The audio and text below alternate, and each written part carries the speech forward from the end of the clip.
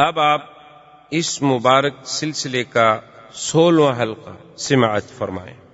خیر جب ان کا وفد آیا حضور کے بعد جب قافلہ، آپ نے فرمایا کہ اللہ کے بندے تم نے رجب میں لڑائی کی، اشہر الحرم میں؟ انہوں نے کہا یا رسول اللہ جانتا ہے، ہم نے تو سمجھا کہ یکم شعبان ہے۔ آپ نے فرمایا انی لا اقبل، یہ مال غنیمت ہم نہیں قبول۔ اشہر حرم میں کیوں لڑائی؟ اب مکے والوں نے آدمی بھیجا، حضور نے فرمایا دیکھو بات سنو، ہمارے صحابہ نے شعبان سمجھ کر حملہ کیا ہے، لیکن چونکہ غلطی ہو گئی ہے، ہم اللہ کے نبی ہیں، ہم معذرت چاہتے، ہم صراط مستقیم پہ چلنے والے لوگ ہیں، اگر ہم سے غلطی ہوگی تو ہم اپنی غلطی کا اعتراف کریں۔ انہوں نے کہا کہ یا رسول اللہ اگر ایسی بات ہے نا تو مہربانی کریں کہ پھر آپ ہمارے 2 بندے جو پکڑے ہوئے نا، حکیم ابن کیسان اور عثمان ابن عبداللہ، وہ واپس کریں۔ حضور نے فرمایا کہ ٹھیک ہے، ہم 2 بندے تمہیں واپس کرنے کے لیے تیار ہیں، لیکن ہمارے 2 آدمی گم ہیں، 8 میں سے 6 واپس آئے ہیں اور 2 آدمی ہمارے گم ہیں۔ ہو سکتا ہے وہ تمہارے قریش کے کہیں ہتھے چڑھ جائیں اور وہ ان کو قتل کر دے، پھر ہم ان کو بدلے میں قتل کریں گے، ہم نہیں چھوڑیں گے۔ اگر وہ 2 آدمی ہمارے خیریت سے واپس آ گئے تو ہم تمہارے 2 آدمی واپس کر دیں۔ اچھا خدا کی شان ہے، کچھ دیر گزری وہ 2 آدمی آ گئے، صاحب آ گئے، انہوں نے کہا رسول اللہ ہم تو بھول گئے تھے اور ہم کسی دوسری طرف نکل گئے، اور پھر مجبوری کے بعد ہمیں کوئی نہ قافلہ ملا نہ ساتھی ملے نہ پانی، اور بڑی مشکل سے بہرحال اب ہم پہنچ گئے۔ حضور نے فرمایا ابھی ان 2 کو چھوڑ دو، سواری بھی دو اور مکے بھیج دو، ہم اپنی زبان پہ پابند۔ جب ان کو چھوڑا ان میں سے حکیم ابن کیسان حاضر ہوئے، انہوں نے کہا کہ یا رسول اللہ میں نے یہاں رہ کر آپ کا جمال، آپ کا کمال، اسلام کی صفتیں، نماز، عبادات، اذان دیکھا ہے، میرے دل میں تو اسلام گھر کر چکا ہے، مجھے تو کلمہ پڑھا نہیں جاتا ہے تو جائے اشہد ان لا الہ الا اللہ واشہد ان محمد رسول اللہ، میں تو واپس نہیں جاتا۔ عثمان ابن عبداللہ چلا گیا، وہ مسلمان نہ ہوا، مکے پہنچنے کے بعد وہ مر گیا اور حالت کفر میں۔ یہ سارا واقعہ جو ہے یہ بھی بعد الہجرہ مدینہ منورہ میں پیش۔ اور اسی اثنا میں حضور صلی اللہ علیہ وسلم کی ایک بہت پرانی تمنا تھی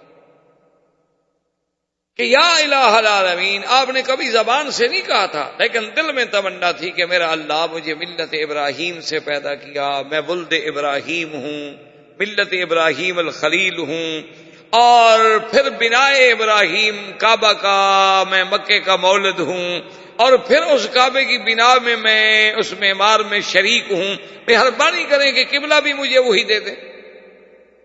یہ حضور کے دل میں ایک تمنا تھی، لیکن نماز بیت المقدس کی طرف پڑھتے۔ اچھا بیت المقدس کی طرف نماز پڑھنے میں بھی حضور سرکار دو جہاں جب صلی اللہ علیہ وسلم مکے میں تھے، آپ تب بھی بیت المقدس کی طرف نماز پڑھتے تھے، لیکن آپ یوں کرتے تھے کہ بین الرکنین، حجر اسود اور رکن یمانی کے درمیان میں کھڑے ہو کے نماز پڑھتے کہ یہ کعبہ درمیان میں آ جاتا اور رخ بیت المقدس کی طرف ہو جاتا، یہ کعبہ بھی درمیان میں رہ جاتا۔ اچھا اب جب حضور مدینہ شریف چلے گیا تو اب تو کعبہ پشت پہ آ گیا، کیونکہ اب تو کعبے کو آپ سامنے رکھ نہیں سکتے، تو اب حضور صلی اللہ علیہ وسلم کی تمنا جو تھی وہ بڑھ گئی۔ اللہ نے قرآن اتارا قَدْ نَرَىٰ تَقَلُّبَ وَجْهِكَ فِي السَّمَاءِ فَلَنُوَلِّيَنَّكَ قِبْلَةً تَرْضَاهَا فَوَلِّ وَجْهَكَ شَطْرَ الْمَسْجِدِ الْحَرَامِ۔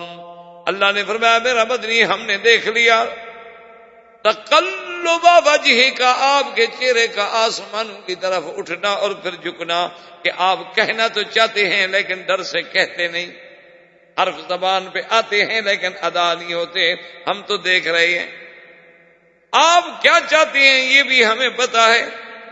فَلَنُوَلِّيَنَّكَ قِبْلَةً تَرْضَاهَا، اب ہم آپ کو پھیر رہے ہیں اس قبلے کی طرف جو آپ کا محبوب اور آپ کا پسندیدہ ہے۔ اسی لیے محدثین مفسرین نے مسئلہ نکالا کہ اللہ نے فرمایا فَلَنُوَلِّيَنَّكَ قِبْلَةً، یعنی یہ پہلے قبلہ تھا، اگر قبلہ نہ ہوتا اس کو قبلے کہنے کا کیا مطلب تھا؟ ہم آپ کو اس قبلے کی طرف پھیر رہے ہیں جو آپ کو پسند ہے، فَوَلِّ وَجْهَكَ شَطْرَ الْمَسْجِدِ الْحَرَامِ۔ اور پھر دیکھیں اللہ نے یہ نہیں فرمایا کہ میرا مدنی اپنا چہرہ شطر الکعبہ، کعبے کی طرف کر لیں، نہ، کتنا بڑا رحمت ہے، فرمایا مسجد الحرام، اب اپنا رخ جو ہے مسجد الحرام کی طرف کر دو۔ فائدہ کیا ہوا کہ اگر کعبے کا حکم ہوتا، ہم جہاں ملکوں میں ہوتے نماز پڑھتے، جب تک عین کعبے میں نہ ہوتے ہماری نماز ہی نہ ہوتی، لیکن اللہ نے بندوں پہ کتنا رعایت کر دی، فرمایا مسجد الحرام کی طرف رخ کر لو۔ اور مسجد الحرام کتنی بڑی ہے، ادھر تنعیم ہے، ادھر شمیسی ہے، ادھر جعرانہ ہے، ادھر عرفات ہے، یہ ساری مسجد الحرام ہے۔ اب کہیں بھی نماز پڑھیں تو کسی نہ کسی ٹکڑے کی طرف تو رخ ہو ہی جائے گا۔ اب ہمیں کوئی کمپس شمپس لگانے کی، کوئی آسمان کے سورج ڈھونڈنے کی، کوئی سائے دے، بس ایک اندازہ ہے، جہاد ہے، جہاد ہے، کافی ہے۔ اسی علاقے کی طرف تو، اس اتنے بڑے شہر کی طرف تو کسی نہ کسی جگہ تو رخ ہو ہی جائے گا نا۔ تو یہ واقعہ جو ہے یہ بھی ہجرت کے بعد مدینہ منورہ میں نازل ہوا، اور اس کے بعد حضور صلی اللہ علیہ وسلم جو سب سے بڑا واقعہ عظیمہ آنے والا ہے، اور خدا کی شان یہ ہے کہ روزے بھی ہیں، رمضان المبارک کا مہینہ بھی ہے، اللہ نے جہاد کا حکم بھی نازل کیا، جہاد بھی فرض ہوگی این رمضان۔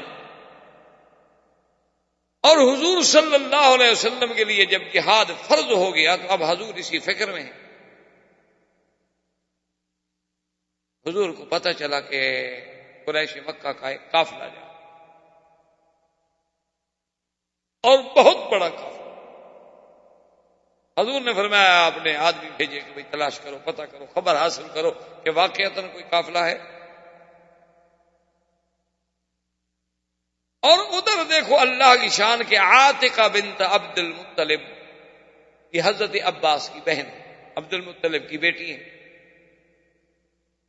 اس نے ایک خواب دیکھا مکے میں کہ ایک آدمی آتا ہے، اور وہ آنے کے بعد جب طواف والی جگہ پر حجر اسود کے سامنے آتا ہے تو وہ کہتے ہیں یا آل غدر، یا آل غدر قوموا الی مصارعکم بعد ثلاث، کہتا ہے کہ اے دھوکے بازو، اے غدارو، اپنے مرنے کی جگہ کے لیے تیار ہو جاؤ 3 دن کے بعد۔ فاتحہ کہتی ہیں کہ بھئی اس کی آواز سن رہی ہوں، چیخ رہا خواب میں۔ پھر وہ جاتا ہے صفا کی پہاڑی پہ کھڑا ہو کے، پھر وہی آواز لگاتے یا اہل الغدر، یا آل غدر، او دھوکے والو تیار ہو جاؤ۔ لوگ ہیں کہ جمع ہوتے جا رہے ہیں، جمع ہوتے جا رہے ہیں، وہ چیخ رہا ہے، چیخ رہا ہے، چیخ رہا ہے۔ اس کے بعد وہ جا کے جبل ابی قبیس پہ چڑھ جاتا ہے۔ ابی قبیس پہ چڑھنے کے بعد بھی وہی آواز لگاتا ہے کہ یا آل غدر، اے دھوکے والو تیار ہو جاؤ 3 دن کے بعد۔ اور اس کے بعد وہ ایک پتھر اس کے ہاتھ میں ہوتا ہے، وہ پتھر پھینکتا ہے، وہ پتھر ریزہ ریزہ ہو جاتا ہے اور ہر قریشی کے گھر میں گرتا ہے، ہر قریش والے گھر میں اس کا ذرہ کوئی نہ کوئی پہنچا۔ خواب دیکھا، عجیب خواب تھا۔ کہتی ہے کہ میں ڈر گئی اور میں نے صبح سوچا کہ اور کسی کو نہیں بتا دی، چلو اپنے بھائی عباس کو بتا دی۔ عباس کو بتایا، اس نے کہا کہ عاتقہ بات سن، کہ خواب بڑا اہم بھی ہے اور خطرناک بھی، لا تخبری احدا، کسی اور کو نہ بتا دے، کہیں ایسا نہ ہو کہ خواب سچا ہو جائے تب بھی مشکل، اور اگر جھوٹا ہو جائے تو ہمارے لیے ایک مشکل بن جائے۔ لیکن عباس کہتے ہیں کہ میں نے کوشش کی کہ اپنی بہن کو تو روک دیا، لیکن میں نے ولید ابن عتبہ میرا دوست تھا، اس کو میں نے بتا دیا کہ یار میری بہن نے ایسے خواب دیکھا ہے۔ اچھا، ولید نے جا کے باپ کو بتا دیا، عتبہ کو۔ اب بات کہاں چپتی ہے؟ اسی لیے سمجھدار آدمی کہتے ہیں نا کہ جب تم کسی کو اپنا راز دو اور اس کے بعد اس سے مطالبہ کرو کہ بھائی کسی سے بات نہ کہنا، تو یہ سب سے بڑی بے وقوفی ہے کہ تم خود تو رکھ نہیں سکے، اس سے کیسے مطالبہ کر رہے ہو؟ انہوں نے کہا کہ یہ سب سے بڑا احمقوں کی علامت ہے کہ جو اپنا راز کسی کو بتلانے کے بعد اس سے مطالبہ کرے کہ تم کسی کو نہ بتانا، وہ بے وقوف تم نے خود بتا دیا ہے تو وہ کیسے رکھے گا؟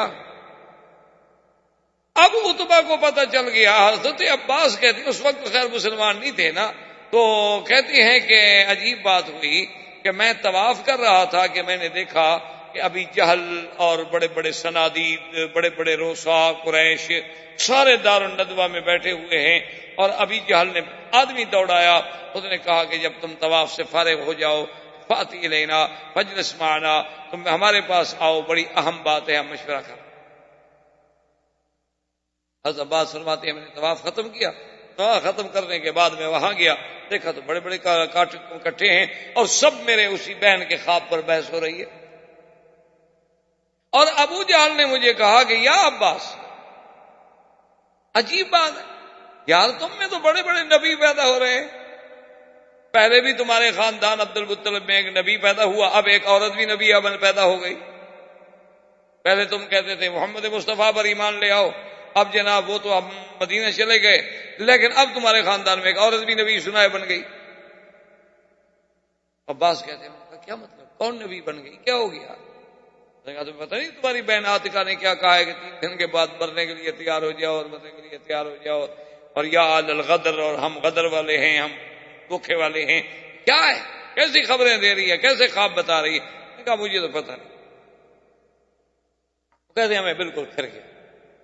میں نے کہا مجھے تو پتہ نہیں، میری بہن نے خواب دیکھا ہے نہیں دیکھا ہے کوئی. میں نے کہا کمال کی بات ہے، تمہاری بہن کا خواب ہے اور ہمارے پاس پہنچ گیا ہے اور تمہارے پاس نہیں پہنچا. میں نے کہا ہوگا، بہرحال مجھے نہیں پتا.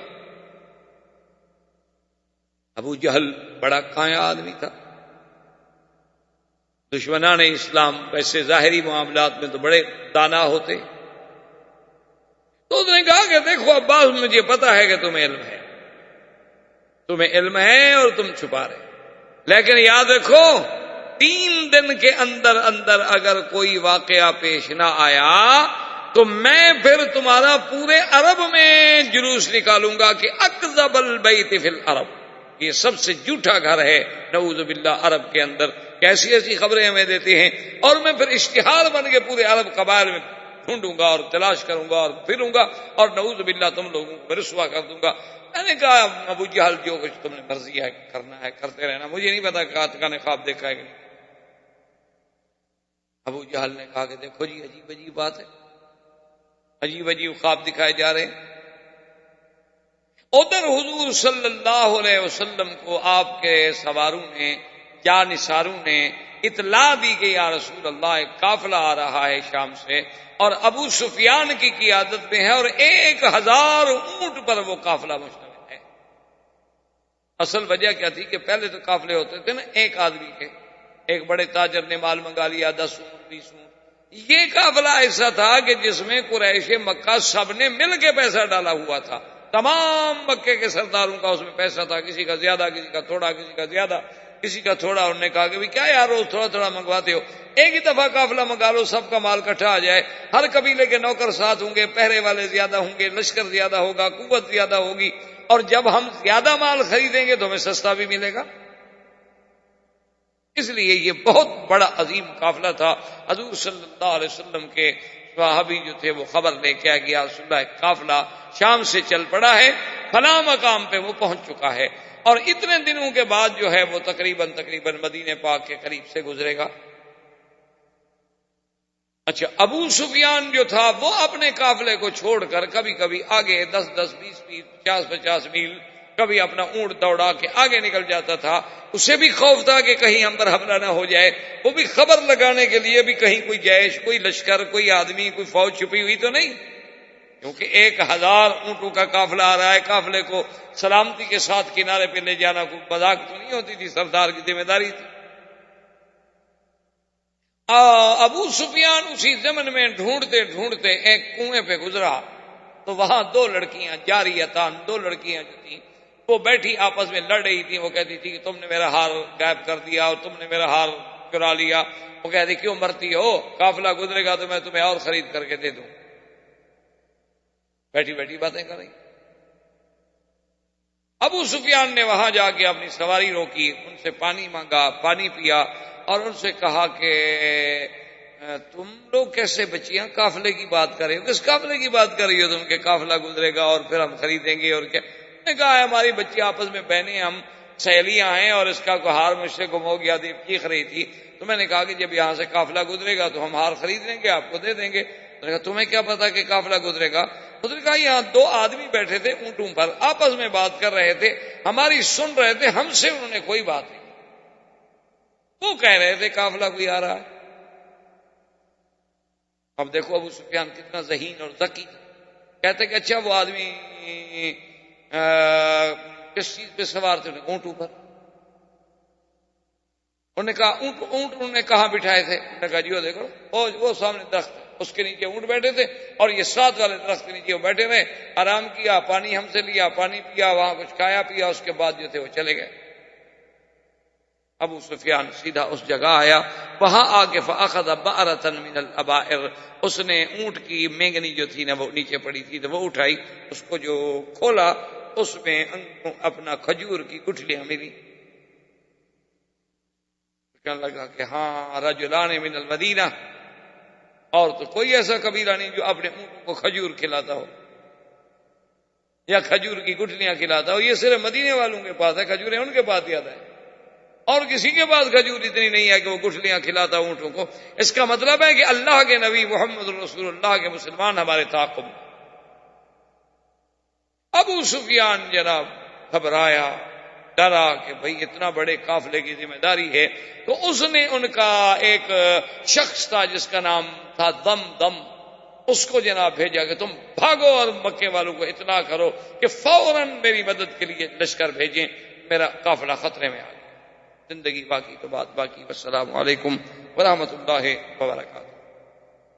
برادران اسلام، واجب الاحترام بزرگوں، دوستوں، عزیز نوجوانوں، سیرت النبی صلی اللہ علیہ وسلم کے اس سلسلہ دروس میں اللہ تبارک و تعالی کی عنایت، فضل، کرم، منت و احسان سے ہم نے ابتدائے ولادت، بعثت، شباب، نبوت، معارضہ کفار، ثبات، استقامت، ہجرت، حتیٰ کہ ہم اس مقام پہ پہنچے تھے کہ حضور صلی اللہ علیہ وسلم ابو سفیان کے قافلے کی تلاش میں مدینہ منورہ سے روانہ، جو بعد میں غزوہ بدر کا سبب بنا۔ اور یہ غزوہ بدر جو ہے یہ اسلام میں سب سے پہلا، جس میں حضور سرکار دو جہاں صلی اللہ علیہ وسلم خود شریک ہوئے۔ اور یہ غزوہ بدر جو ہے گویا اس کی تخطیط جو تھی، یعنی جسے آپ پلاننگ کہتے ہیں، ایسے معلوم ہوتا ہے کہ جیسے اللہ نے خود کی۔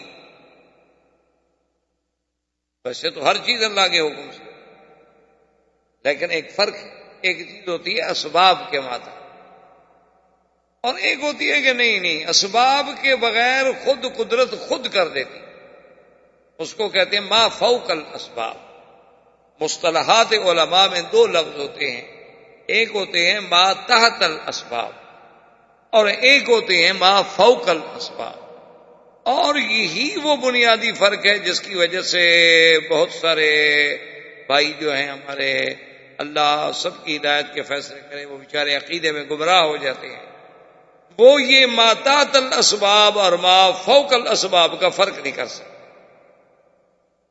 مثلا ایک اللہ کے ولی کے ہاتھ پہ کرامت دیکھی، ایک پیغمبر کے ہاتھ پہ معجزہ دیکھا کہ مردہ زندہ ہو گیا، اور ایک ولی کے ہاتھ پہ کرامت دیکھی کہ انہوں نے دعا کی تو مردہ زندہ ہو گیا، انہوں نے توجہ کی تو فوراً کایا پلٹ گئی، تو لوگ دھوکے میں آ جاتے ہیں، کہتے ہیں ٹھیک ہے اگر خدا بھی کرتا ہے تو یہ بھی تو کر لیتے ہیں نا، خدا بھی کر سکتا ہے تو یہ اللہ والے بھی تو کر سکتے ہیں۔ فرق صرف اتنا ہو گیا کہ اللہ پاک یہ کام خود کر لیتے ہیں، اور بزرگوں کو اللہ نے پاورز منتقل کر دی ہیں، یہ ان کو اختیارات دے دیے ہیں کہ وہ جو چاہیں کر لیں۔ بس فرق عطائی اور ذاتی کا ہے۔ تو یہی اصل میں وہ دھوکہ ہے کہ اللہ کی قدرت کا معنی یہ ہوتا ہے کہ وہ کسی اسباب کا پابند اور محتاج نہیں، وہ چاہے تو بغیر اسباب کے اور چاہے تو اسباب خود پیدا کر دے، تو وہ تو ما فوق الاسباب قدرت رکھتا ہے۔ اور بندے جو ہیں ان کے پاس اگر کوئی چیز ہے تو باتحت الاسباب ہوتی ہے کہ اللہ کے حکم سے دعا ہو گئی، ان کو اللہ نے اجازت دے دی اور خرق عادت کا ظہور ان کے ہاتھوں پہ ہو گیا، یا ہم نے مثلا جدید ٹیکنالوجی سے، جیسے اب آپ دیکھتے ہیں کہ ٹیلی فون کر رہے ہیں آپ، ایک ملک سے دوسرے ملک تک کوئی تار نہیں، کوئی بات نہیں، سیدھا سیٹلائٹ سے رابطہ ہے، اب فوٹو بھی دیکھ رہے ہیں، بات بھی کر رہے ہیں، لیکن یہ ما تحت الاسباب، ان کا ما فوق الاسباب چیزوں سے کوئی تعلق نہیں ہے۔ اگر وہ سیٹ آپ علیحدہ رکھ دیں تو آپ بات نہیں کر سکتے، اس سیٹ میں صرف چپ نکال لیں تب بھی آپ بات نہیں کر سکتے، اس سیٹ میں بیٹری لو ہو جائے تب بھی آپ بات نہیں کر سکتے۔ تو یہ تو اسباب کے تابع چیز، اس کا قدرت یا معجزہ یا کرامت یا اللہ کی طاقت سے کیا تعلق ہے؟ یہی وہ دھوکہ ہے بنیادی طور پر جو بہت سارے لوگوں کو لگتا ہے، اور وہ پھر یہ سمجھتے ہیں کہ اللہ کے پیغمبر بھی مختار ہوتے ہیں اور نبی بھی مختار ہوتے ہیں، جیسے روافض جو ہیں شیعہ، وہ کہتے ہیں ائمہ جو ہیں وہ بھی مختار ہوتے ہیں، جو چاہیں جب چاہیں جو چاہیں کر دیں۔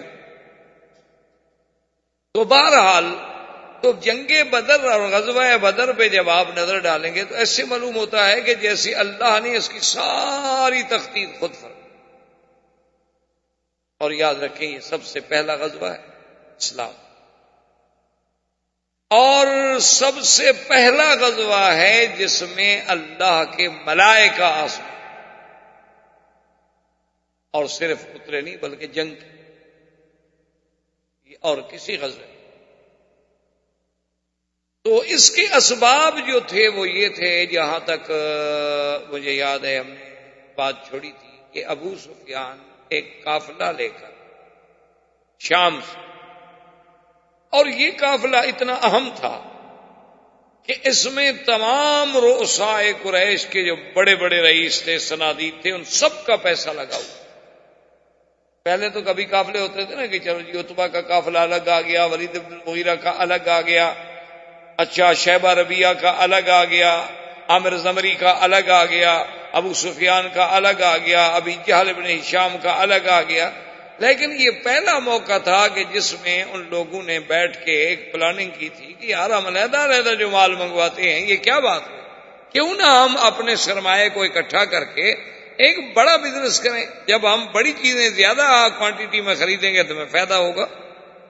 تو یہاں اگر ہر آدمی اپنے سرمایہ کے مطابق مال تقسیم کر لے تو اس پہ قریش متفق ہو گئے اور راضی ہو گئے، اور انہوں نے سارا سرمایہ دے کر ابو سفیان کو بھیجا کہ تم جا کر یہ مال لے آؤ۔ 1000 اونٹ پہ تجارت کا مال لدا ہوا تھا، آپ خود اندازہ لگا لیں کہ وہ کتنا بڑا قافلہ، یعنی اس زمانے۔ آج تو ایک جہاز بھی آ جائے تو 1000 اونٹ سے زیادہ مال لے کے آ جائے گا، آج تو وہ بات نہیں ہے۔ سوال یہ ہوتا ہے کہ اس دور میں جس دور کی ہم بات کر رہے ہیں 1400 سال پہلے، تو اس وقت کے اعتبار سے یہ بہت بڑا قافلہ تھا، اور حضور صلی اللہ علیہ وسلم کو جب خبر ملی تو آپ نے بھی اعلان کر دیا ابھی کافر ہیں، دشمن ہیں، دشمن کے لیے تو ہر قسم کا حربہ اور ہر قسم کا قتال جو ہے جائز ہے۔ اسی لیے مستشرقین جو ہیں اعداء اسلام، خاص طور پہ یہودی اور اس کے بعد نصرانی اور اسی طرح ہندو، انہوں نے اس بات کو بھی بڑا اچھالا، اور دیکھو جی مسلمان تو نعوذ باللہ لٹے رہی ہیں، قافلہ لوٹ رہے تو جا رہے، دیکھیں جی مسلمانوں کی اپنی کتابوں میں پڑھ لیں، ان کے قرآن میں پڑھ لیں، وہ تو قافلہ لوٹنے جا رہے ہیں۔ تو مسلمانوں کا وہ کہتے ہیں کام کیا ہے؟ وہ کہتے ہیں مسلمانوں کا تو کام یہی ہے کہ یہ وحشی قومیں ہیں، یہ قذاق ہیں، یہ بحری قذاق ہیں، بری قذاق ہیں، ڈاکے ڈالتے ہیں، لوگوں کے مال لوٹ لیتے ہیں، 4 عورتیں 100 لونڈیاں گھر میں رکھ لیتے ہیں اور گوشت کھاتے ہیں۔ ان کا کام کیا ہے؟ ان کا کام تو یہی ہے۔ اسی لیے آپ نے دیکھا ہے نا کہ پوری دنیا میں دہشت گرد کی ایک ایسی گردان ہے کہ کوئی دنیا کا چینل کھول لے، سب پہ ایک بات، مسلمان بڑا دہشت، بڑا خطرہ، یہ تو بڑا بہت خطرہ ہے، اور اگر مسلمان کی داڑھی ہو تو اور خطرہ، وہ تو پھر بہت بڑا خطرہ۔ یعنی آپ حیران ہو کہ آپ نے دنیا میں کبھی ایسی منطق پڑھی ہے کہ اگر ایک ملک دوسرے ملک بغیر اجازت کے میزائلوں کی برسات کر دے، وہ انصاف، اور ایک آدمی اٹھ کے ان کے 2 بندے مار دے، وہ دہشت گرد ہے، اور پورے مسلمان دنیا میں دہشت گرد ہو جاتے ہیں۔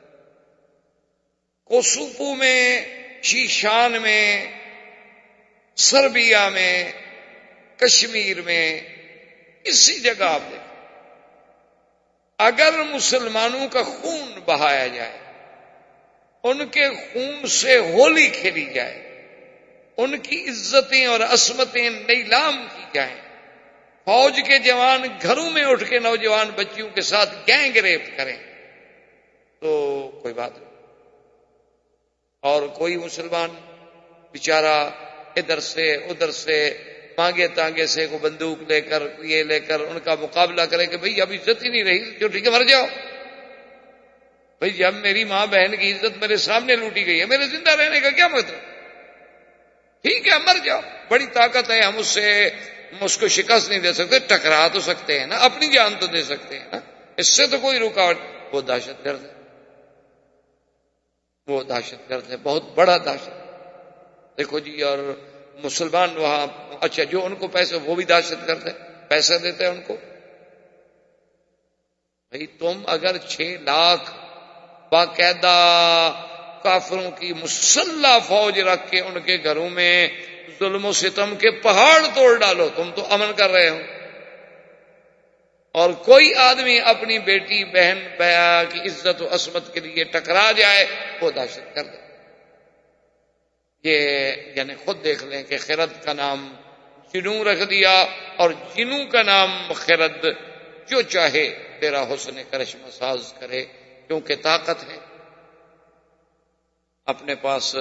اچھا، اور جناب اگر کوئی آدمی، کوئی مسلمان کسی پاسپورٹ کے مسئلے میں، کسی معاملے میں پکڑ جائے، پوری دنیا کے چینل کھل جائیں گے، اور اپنے 15,000 پاسپورٹ، کل میں پڑھ رہا تھا کہ ایک اسٹیٹ سے 1 سال میں چوری ہوئی۔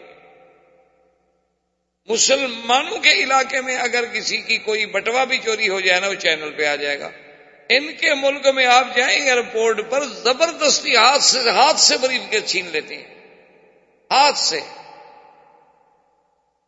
وہاں کوئی نہیں بولتا، وہاں بالکل ٹھیک ہے سر، بالکل اوکے، سب ٹھیک ہے، کوئی بات نہیں۔ یہاں ہمارے ایئرپورٹ پر اگر ایک جہاز کے لیے کچھ یعنی 1 گھنٹہ لگ جائے، 1.5 گھنٹہ لگ جائے، 2 گھنٹے لگ جائے، چیخنا شروع ہو جائیں گے، کہیں گے یار کیا بدو لوگ ہیں جی، چائے پیتے رہتے ہیں، اترا بناتے رہتے ہیں، پڑھنا نہیں آتا، دیکھو نہیں وہ دیکھ نہیں رہے تھے آپ کیسے ہاتھ مار رہا تھا کمپیوٹر پہ، اور ان کے ایئرپورٹ پہ اترے آپ لائنوں میں پھرتے پھرتے 3 گھنٹے ذلیل ہو جائیں، لیکن وہ سفید چمڑی ہے، بولیں گے نہیں آپ، دیکھو جی سسٹم تو ہے نا جی۔ اب اس کا کیا علاج؟ جب مسلمان اتنا مرعوب ہو جائے، جب مسلمان کی نظروں میں کافر اتنا غالب آ جائے، جب مسلمانوں کی نظروں میں یعنی اس قدر ظلم اور انصاف کا کوئی درمیان میں حد فاصل بھی نہ رہے، اور حق کے باطل میں کوئی امتیاز ہی نہ رہے، تو آدمی کسی کو کیا سمجھائے؟ بڑا چیختے ہیں کہ دیکھو جی حضور پاک اللہ کے نبی وہ تو قافلہ لوٹنے جا رہے تھے، نعوذ باللہ لٹیرے۔ یہ نہیں سوچتے کہ جن کو مکے سے نکالا گیا، اخرجوا من دیارہم واموالہم، جن کے مال چھین لیے گئے، جن کے گھر چھین لیے گئے، جن کے بچے چھین لیے گئے، جن کی اولادیں چھین لی گئیں، اور جو ہجرت پہ مجبور ہو گئے، کبھی حبشے کی طرف، کبھی مدینہ منورہ کی طرف، جنہیں انگاروں پہ لوٹایا گیا، جنہیں سولیوں پہ لٹکایا گیا، وہ تو ہے منصف، ان کا قافلہ نہیں لٹنا چاہیے تھا۔ مسلمان قافلہ لوٹ رہا ہے. حالانکہ یہ تو ایک انصاف ہے، عقل ہے. حتیٰ کہ آج بھی ہمارے فقہا کے فتویٰ ہے کہ مثال کے طور پر آپ ایک کمپنی میں کام کرتے ہیں، اس کمپنی نے آپ کے ناجائز تنخواہ میں سے مثال کے طور پر 1000 ریال ناجائز ظلماً مار لیا ہے. فقہا نے فتویٰ دیا ہے کہ اگر کسی دوسرے طریقے سے آپ کو ان کے مال سے اتنے پیسے مل سکتے ہیں تو لے لیں آپ بغیر پوچھے، کیونکہ وہ تو تمہارا حق ہے، وہ تو تمہارا مال ہے، تم اپنا لے رہے ہیں. تو اگر مسلمان یہ سوچ کر کے بھئی یہ ان کے قوافلے ہیں اور سب سے بڑی چیز جو ہے آدمی کی اقتصاد پر ضرب ماری جائے تاکہ مکے والے کمزور ہوں اور ہمیں کوئی بدلہ ملے، ہمارے پاس بھی طاقت بنے، ہمارے پاس بھی قوت بنے، تو اس میں کون سا ڈاکہ تھا بھائی؟ یہ کہاں سے لٹیرا پن تھا؟ تو بہرحال حضور صلی اللہ علیہ وسلم آپ نے اعلان کر دیا کہ بھئی ابھی سفیان کا قافلہ جا رہا ہے، جو نکلنا چاہتے ہوں اپنی خوشی سے میرے ساتھ چلیں، جو نہ چاہیں تو تقریباً 313 اور بعض روایات میں ہے کہ 314 آدمی حضور کے ساتھ روانہ ہوئے. حضور صلی اللہ علیہ وسلم بھی چل رہے ہیں اور بالکل قسم پرسی کا عالم ہے، کوئی جنگ کا تو کوئی ارادہ ہی نہیں تھا. اس لیے نہ گھوڑے ہیں نہ اونٹ ہیں، بس گزارے کی باتیں ہیں، نہ تلواریں ہیں، نہ زرہ بند ہیں، نہ ڈھال ہیں. یعنی بعض صحابہ کے تو پاؤں میں جوتا بھی نہیں، پیدل چل رہے. تلاش کرتے کرتے ابو سفیان کو بھی ڈر تھا کہ ہم چونکہ شام کے آتے تھے نا مدینہ کے راستے سے، کہ ہم مدینہ منورہ کے حدود سے گزر رہے ہیں، لازمی بات ہے کہ مسلمان تو ہمارے خیر خواہ تو ہیں ہی نہیں، نہ ہم ان کے خیر خواہ ہیں، تو دشمن کو تو حق ہے، تو کہیں ایسا نہ ہو کہ ہمارا قافلہ لٹ جائے. تو وہ بھی اپنے آدمی دوڑا کے آگے آگے خبریں لیتا تھا، 5-5 10-10 میل اس کے آدمی آگے چلتے تھے کہ خبر دیں کہ اس راستے میں تمہیں کوئی حرکت، کوئی فوج، کوئی چیز تو نظر نہیں آئی. تو بہرحال اس کو آیا ابو سفیان خود، اس نے دیکھا کہ 2 لڑکیاں بیٹھی ہوئی باتیں کر رہی ہیں. اس نے پوچھا کہ یہاں کوئی آیا؟ اس نے کہا 2 بندے آئے تھے، باتیں کر رہے تھے، ہم نے سمجھا کوئی نہیں. انہوں نے کہا اچھا وہ کس پہ سوار تھے؟ انہوں نے کہا اونٹوں پہ سوار تھے. انہوں نے کہا اونٹ کہاں بٹھائے تھے؟ انہوں نے کہا اس جگہ. اس نے جا کے اونٹوں کے گوبر کو جو دیکھا تو اس میں گٹھلی ملی. کہنے لگا ہاں اولئک ناس من المدینہ، یہ لازماً مدینہ منورہ کے لوگ ہیں، جو کہ اونٹوں کو گٹھلیاں جو ہے صرف وہی کھلا سکتے ہیں، اور کوئی عرب ایسا نہیں جو اونٹوں کو گٹھلی کھلاتا ہو. تو صاف ظاہر ہے کہ مدینے سے ہمارا تعاقب ہو رہا ہے. تو ابو سفیان نے ایک شخص تھا جس کا نام تھا ضمضم، اس کو کہا کہ بھئی تم فوراً تیز رفتار اونٹ لے لو اور اس تیز رفتاری کے ساتھ فاصلہ طے کرو اور پہنچو مکہ مکرمہ، خبر کرو کہ میرا قافلہ جو ہے خطرے میں آ گیا. لازماً مکے والے جو ہے فوراً وہاں سے لشکر بھیجیں، فوج بھیجیں، مدد بھیجیں تاکہ قافلے کو ہم امانت و حفاظت کے ساتھ لے جا سکیں. لیکن تم نے ایسا اونٹ لینا ہے اور سفر میں کہیں آرام نہیں. بڑے بڑے عجیب قسم کے اونٹ ہوتے. اب بھی ہمارے ہاں صحرا میں، آپ کے ہاں ہندوستان راجستھان میں، ہمارے ہاں سندھ کے صحراؤں میں، اسی طرح پنجاب کے صحراؤں میں اب بھی وہ اونٹوں کی عجیب عجیب نسلیں ملتی ہیں. یعنی میں نے خود دیکھا ہے، اونٹوں پہ سفر بھی کیا ہے. تو ایک آدمی نے مجھے بتایا کہ یہ اونٹ جو آپ دیکھ رہے ہیں ہم آپ کے لیے لائے ہیں کہ ذرا آپ شوق سے اس پہ سواری کریں. تو انہوں نے کہا کہ جناب اس اونٹ کی تو عادت یہ ہے کہ جب ہم اس پہ سفر کرتے ہیں نا تو یہ جب ناک سے ہم ناس کھینچتا ہے نا کر کے تو ہمیں اندازہ ہو جاتا ہے کہ 100 میل کا فاصلہ کر چکا ہے. 100 میل کے بعد تو یہ صرف ناس کھینچتا ہے. اور چلنے کا یہ عالم ہے کہ آپ بالکل بلا مبالغہ پانی کا پیالہ بھر کے ہاتھ میں رکھ لیں وہ نہیں گرے گا، پانی نہیں گرے گا، قطعاً سوال پیدا نہیں. یہ ابھی جو عرب کو پیش کیے جاتے ہیں ایسے اونٹ نہیں ہوتے. وہاں اونٹ تو بڑی بڑی چیز ہوتی ہے، بڑی بڑی قیمتی. یعنی بالکل آپ پیالہ دودھ کا بھر کے ہاتھ میں رکھ لیں اور اونٹ پہ بیٹھ جائیں، مزہ رہے کہ اس پہ تو ذرا گر جائے باہر. اور اتنا تیز چلتے ہیں نا جی آپ تصور نہیں کر سکتے. صحرا میں تو جیپیں فیل ہو جاتی ہیں، اونٹ نکل جاتا ہے جیپ سے، یعنی 4 ویلر گاڑیاں جو ہیں وہ بھی رہ جاتی ہیں. لیکن اونٹ ہو نسل والا ایسے نہیں. تو بہرحال اس نے اونٹ دیا، وہ بھاگا جائے. اس نے کیا کیا؟ اب بدبخت دیکھے نا کیسے اس نے جناب پہلے تو اونٹ کو زخمی کیا. جب مکے کے قریب پہنچ گیا اونٹ کو تلوار کے ساتھ زخمی. اور پھر یہ ہے کہ وہ سارا خون جو تھا اپنے اوپر ڈالا، اپنے کپڑے پھاڑ ڈالے اور وہاں سے چیخنا شروع کیا، الغوث المدد، الغوث الغوث یا قریش، الغوث یا قریش۔ اب قریشی بھاگ رہے ہیں، کیا بات ہے، بات تو کرو، بات نہیں کرتا۔ اونٹ دوڑا ہے، چلا جا رہا ہے، جو آتا ہے اس کے پیچھے دوڑا ہے، جو آتا ہے اس کے پیچھے دوڑا ہے کہ بھی کیا ہو گیا، اونٹ زخمی ہے، بندہ زخمی ہے، خون سے لت پت ہے، لیکن نہ تو اترتا ہے بدبخت اونٹ سے اور نہ بات بتاتا ہے، وہ چیخ رہا ہے مدد مدد، الغوث الغوث۔ چلتے چلتے چلتے جناب وہ کعبہ شریف کے باہر آیا، اونٹ وہاں بٹھایا اور دوڑ کے کعبہ شریف کے اندر چلا گیا، الغوث الغوث الغوث۔ اتنے میں سارا مکہ اکٹھا کر دیا نا اس نے۔ اعلان کرنے والے تو عجیب ہوتے ہیں، اس نے پورا ایک ٹینشن پیدا کر دی نا سارے مکے میں، بھاگ رہے ہیں، ادھر سے آ رہا ہے، ادھر سے آ رہا ہے، ادھر سے آ رہا ہے کہ زخمی ہے، خون میں گھرا ہوا ہے، بات نہیں کرتا، کہتا ہے مدد کرو مدد کرو۔ جب مکے میں پہنچا تو پورا حرم بھر گیا، سارے لوگ آئے، انہوں نے کیا بات ہے، کہا کیا بات؟ ابو سفیان تو خطرے میں۔ اسی طرح جو عاتکہ بنت عبد المطلب نے خواب دیکھا تھا، یہ عبد المطلب کی بیٹی ہیں، عباس کی بہن۔ حضرت عباس ابھی مسلمان نہیں ہوئے تھے، بعد میں تو الحمدللہ اسلام لے آئے، اور عبد المطلب کے بیٹے ہیں ام رسول اللہ صلی اللہ علیہ وسلم، ان کی بہن تھی عاتکہ۔ عاتکہ نے خواب دیکھا تھا کہ ایک آدمی آتا ہے، آواز لگاتا ہے کعبے میں کہ یا آل الغدر قوموا الی مسارعکم بعد ثلاث، کہ اے غدار قوم کی نسل غدر والو، 3 دن کے بعد اپنے قتل کی جگہوں پر جانے کے لیے تیار ہو۔ میں حیران، اس آدمی نے کعبے میں آواز دی، صفا پہ آواز دی، جبل ابی قبیس پہ چڑھ گیا آواز دی، پھر جبل ابی قبیس سے اس نے ایک پتھر پھینکا، اور وہ پتھر کوئی ایسا عجیب پھینکا گیا کہ اس کا ایک ایک ذرہ، ایک ایک ریزہ جو تھا تمام کفار قریش کے گھر میں پہنچ گیا۔ یہ خواب ہے، خواب دیکھ رہی ہے بیچاری۔ صبح اس نے خواب اپنے بھائی کو بتایا، اچھا ولید اس کا بھائی، اس نے بھی وہی خواب دیکھا۔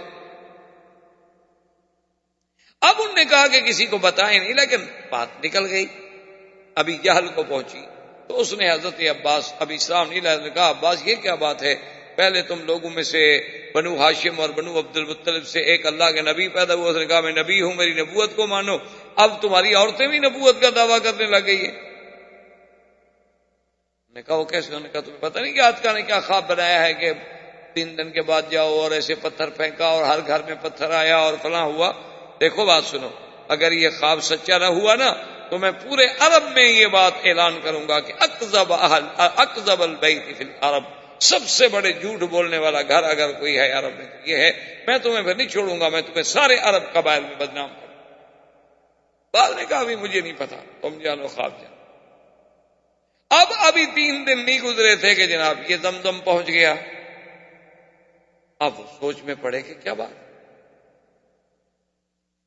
اس نے کہا ابھی ابو سفیان کہاں ہے؟ اس نے کہا ابو سفیان اس وقت فلاں مقام پہ ہوگا، لیکن وہ تو بالکل خطرے میں گھر چکا ہے، اور ہو سکتا ہے کہ ہماری مدد وہاں پہنچتے پہنچتے وہ قافلہ ہمارا لٹ بھی چکا ہو۔ تو ابھی جہل نے، سب نے، عتبہ، عتیبہ، شیبہ، ربیعہ، ابی لہب، امیہ بن خلف، سب کٹے ہو گئے۔ انہوں نے کہا قریشیو تیار ہو جاؤ۔ ہر قریش کا قبیلہ جو ہے نکلے اپنے اپنے جوانوں کے ساتھ، اور سواریاں، ہتھیار سب مکمل تیار کر لو۔ تو بہرحال یعنی یہ یہاں سے تقریباً بعض روایات میں 990 آدمی ہے اور بعض میں 1000 آدمی ہے، 1000 کا قافلہ، اور بڑے لڑاکا لوگ، اور گھوڑے 200 تو صرف گھوڑے تھے ان کے، یعنی باقی ہر آدمی 1000 آدمی اپنے اپنے اونٹ پہ ہے، کسی ایک اونٹ پہ 2 آدمی بھی نہیں۔ 1000 اونٹ جو ہے وہ تو باقاعدہ سواری کے لیے، 200 گھوڑا احتیاط کے لیے ساتھ ہے، اور اس کے بعد گانے والیاں اور کائنات اور مغنیات اور اصحاب الرایات، یہ طوائفیں جو تھی نا یہ جھنڈے والیاں کہلاتی تھی، کیونکہ جھنڈا لگا لیتی تھی گھر پہ تو لوگوں کو پتہ لگے کہ یہ طوائف، تو اس لیے ان کو صاحبات الرایات کہا جاتا تھا۔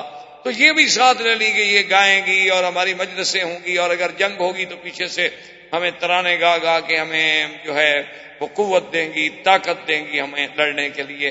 کہ آدمی مست ہو جاتا ہے نا، عرب لڑکیاں شعر پڑتی ہیں نا، بزدل ہو کے گھرا ہو گیا تو کس کو منہ دکھاؤ گے، عجیب عجیب اشعار پڑتے. تو پھر وہ جان فشانی سے لڑتے تھے. تو یہ پوری تیاری کے ساتھ قافلہ نکلا. ابو لہب نہیں گیا، اس نے اپنے بدلے میں ایک بندہ بھیجا، اس کو پیسے دیے کہ تم میری طرف. امیہ بن خلف جو ہے اس نے بھی بہانہ بنا لیا، اس نے کہا کہ میں نہیں. اچھا امیہ بن خلف کیوں نہیں گیا؟ کہ اس کو ایک آدمی نے بتلایا تھا کہ اللہ کے نبی محمد مصطفیٰ تیرے لیے بد دعا کر رہے ہیں اور فرما رہے تھے کہ امیہ بن خلف جو ہے یہ قتل ہو، بڑی بری موت. اس نے کہا اچھا انہوں نے کیا بتایا تھا کہ مکے کے اندر مرے گا یا مکے سے باہر مرے گا؟ اس نے کہا یہ تو نہیں بتایا، البتہ یہ بتایا تھا کہ بڑی بری موت مرے گا. اس لیے اس نے کہا بھی میں تو نہیں جاتا، محمد مصطفیٰ نے بد دعا کی ہوئی ہے کہیں میری موت کا وقت نہ آ گیا، ادھر آتکا کا خواب نظر آ جائے. تو ابو جہل کو پتہ چلا تو اس نے کیا کیا، اس نے ایک آدمی کو دیا بخور. آپ تو مکے میں رہتے ہیں نا، بخور جانتے ہیں، یہ جو عرب لوگ ڈالتے ہیں نا اود کی لکڑی آگ پہ اور اس سے جو دھواں اٹھتا ہے اس کو کہا جاتا ہے بخور. اور یہ بخور مختلف قسم کے ہوتے ہیں، سندل کا ہوتا ہے، اود کا ہوتا ہے، گلاب کا ہوتا ہے، مشکل ہوتا ہے، اور اس کو ڈالا جاتا ہے اور گھر میں ایک قسم کی خوشبو ہوتی ہے. اور اصل میں اس کا استعمال زیادہ تر جو تھا عرب میں ابتدا کے اندر، اب بھی شاید ہوگا، تو عورتیں کرتی زیادہ استعمال، چونکہ تاکہ عورت کے بدن میں خوشبو رہے، اپنے خاوند کے زیادہ مرغوب رہے، تو وہ لباس پہن کے غسل کر کے اس کے آگ کے دھوئیں کے اوپر کھڑی ہو جاتی تھی آگ، تو پورے بدن میں خوشبو آ جائے، اور پھر اندر جو روائے یا قریہ ہیں جو چیزیں ہیں وہ بھی اس کے اثر سے ختم ہو جائے. تو اس نے اود جلا کر باقاعدہ امیہ بن خلف کو بھیجا اور کہا تبخر یا امیہ، کہ بڑا خاص اود بھیجا ہے ابو جہل نے تمہارے لیے. انہوں نے کہا کیوں؟ انہوں نے کہا بھی تم تو عورتوں والی بات کر رہے ہو نا، ڈر کے مارے بدل کے لیے نہیں نکل رہے ہو، تو گھر میں بیٹھو بخور لگاؤ عورتوں والا کام کرو. باہر تو مرد جاتے ہیں تلوار سے لڑنے والے، بخور لگانے والے تھوڑا لڑیں گے. جیسے آج کل حالت ہے ہماری، اللہ معاف کرے، اللہ پاک یعنی دعا کریں کہ خاص طور پہ اللہ عرب کو ہر فتنے سے محفوظ رکھے، کیونکہ یہ تو اتنے بیچارے آرام پسند ہو گئے، ایئر کنڈیشن کے بغیر نہیں کھڑے ہو سکتے، لڑیں گے مٹی. یعنی جو آدمی ایئر کنڈیشن کے بغیر ایک منٹ نہ گزار سکتا، گاڑی میں بیٹھے، میرے خیال میں اگر ان کے بس میں ہو نا تو گاڑی بعد میں سٹارٹ کریں اور اے سی پہلے سٹارٹ کریں. کٹھا تو اب بھی کر دیتے ہیں، ایک ہی سوئچ کے ساتھ کٹھا سٹارٹ ہوتا ہے، لیکن اگر کوئی ایسا سسٹم ہو کہ بھئی اے سی پہلے سٹارٹ ہو، اور بڑے لوگ تو خیر اب وہ سارا کچھ ان کے پاس ریموٹ پہ ہوتا ہے، وہ گھر سے نکلنے سے پہلے گاڑی سٹارٹ کر دیتے ہیں تاکہ اے سی سٹارٹ ہو اور ہم جب پہنچے تو گاڑی ٹھنڈی ہو چکی ہو. یہ نہ ہو کہ ہم بیٹھے ہوئے پھر انتظار کرتے رہیں کہ کب ٹھنڈی ہوگی، تو اس قوم کا کیا ہوگا. اللہ حافظ. اسی لیے شورش نے کہا تھا نا کہ یا مولا یا رب، یہ کیسی قوم ہے کہ جن کی ابتدا ام اسماعیل سے ہوئی تھی اور انتہا ام کلثوم پہ. ایک ایسی تجھ کو بتاؤں میں تقدیر کیا، شمشیر و ثنا اول طاؤس و رباب. ایسے تو نہیں اقبال بیچارہ روتا گیا. تو بہرحال کہنے کا مقصد یہ ہے کہ جناب انہوں نے اپنے قافلے کو نکالا. اچھا خدا کی جان ہے، اب ادھر سے بھی قافلہ چل رہا ہے 314 کا. اچھا ان کے ذہن میں تو کوئی لڑائی کا سوال ہی نہیں ہے، کوئی لڑائی کا تصور ہی نہیں ہوتا. قافلے کے لیے نہیں کر رہے ہیں، قافلہ مل گیا ٹھیک ہے، نہیں ملا واپس چلے جائیں. چلتے چلتے چلتے چلتے ایک مقام ہے بدر سے پہلے، ایک ہے عدوۃ الدنیا اور ایک ہے عدوۃ القصوى، جس کو قرآن نے بھی اذ انتم بالعدوۃ الدنیا وهم بالعدوۃ القصوى والركب اسفل منكم ولو تواعدتم لاختلفتم في الميعاد وَلَٰكِن لِّيَقْضِيَ اللَّهُ أَمْرًا كَانَ مَفْعُولًا. اللہ نے فرمایا میرے بدری صلی اللہ علیہ وسلم، جب تم عدوہ دنیا جانب شمال میں اور کافر عدوہ قصویٰ جانب جنوب میں،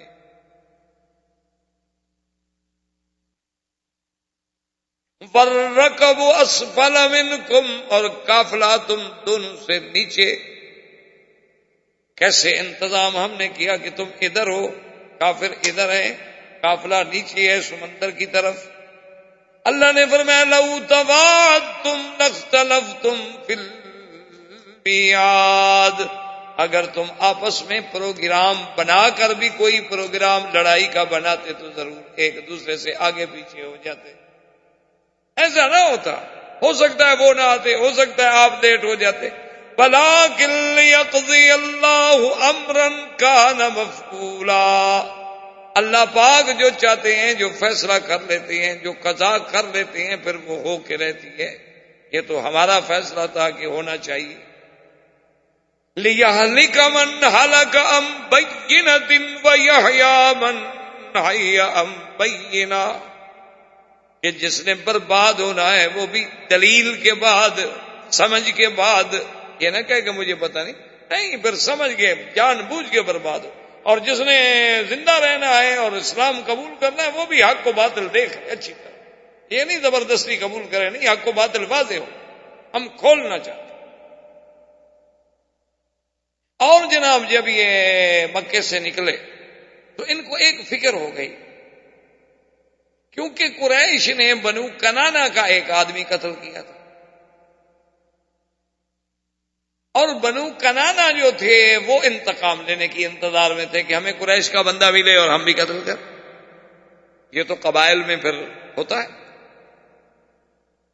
وہاں تو یہ تصور نہیں ہے کہ بھی آدمی مر جائے اور وہ چھوڑ جائیں، بھول جائیں. نہیں، عجیب لوگ ہوتے ہیں ان کے، یعنی آپ سوچ نہیں سکتے. ایک آدمی کے والد کو قتل کیا گیا، اس کا بیٹا پڑھا لکھا، ٹھیک ٹھاک تعلیم یافتہ، تقریباً پتہ نہیں ایم اے تھا یا کیا تھا. وہ وہاں سے بالکل ابھی بچہ تھا، کالج سے نکلا، اور اس وقت وہ کالج میں تھا جب اس کے باپ کو قتل کیا گیا.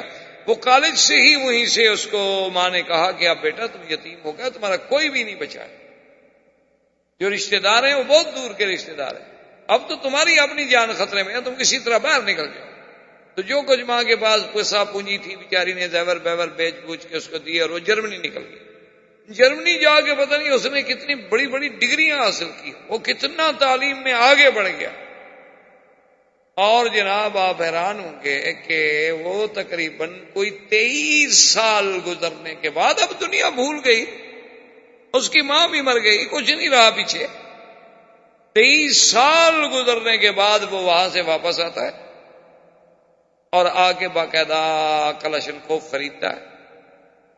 2 آدمی کرائے کے قاتل اپنے ساتھ لیتا ہے، اور جن لوگوں نے اس کے باپ کو مارا تھا ان کے 13 بندے جا کے مار دیتا ہے.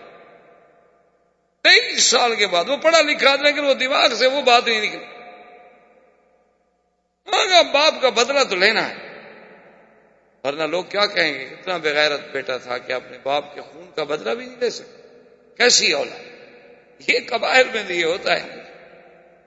تو بہرحال تو اس نے اب جناب ان کو خیال آیا ابو جہل کو کہ اب جا تو رہے ہیں ہم بدر کی طرف، مدینے کی طرف. اس وقت تو بدر کا تصور نہیں تھا نا، وہ تو راستے میں آ رہے تھے بھی قافلے کو بچانا ہے. قافلہ جہاں ملے، رابق ملے، بستورہ ملے، کسی جگہ مل جائے. ان کو تو پتہ نہیں تھا کہ اللہ کی فیصلہ ہمارا بدر میں ہونا ہے.